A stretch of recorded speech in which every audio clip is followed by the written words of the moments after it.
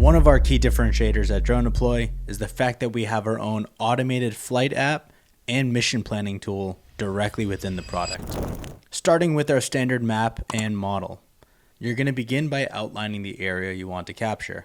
We will create an optimal flight path, but we have advanced settings if you want to make any adjustments. Flight altitude, which you're able to adjust. Enhanced 3D option if you want to have a higher resolution 3D model. Airspace and lands, you can do your waivers directly through DroneDeploy, and then our RTK coverage option, which allows you to use our RTK network.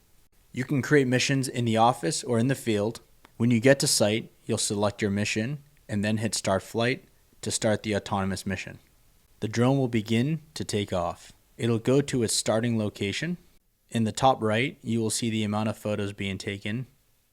As the mission begins, the drone is taking a series of overlapping photos to create a photogrammetry model.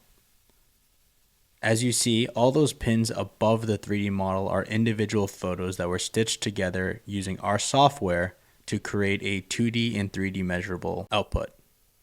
You are also able to create vertical missions.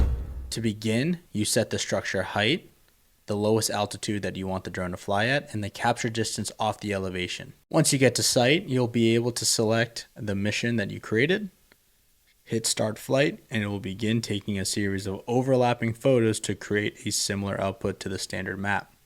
A good thing to note is that you are able to actually go into inspect mode and select any part on the 3D model and find the correlating 2D photo that was used to create that portion. With the best part being that you can create an issue in 2D and have it show up on the 3D model if you need to do any punch listing or mark any waterproofing defects. For those that only do road work and utilities, this is a corridor mission.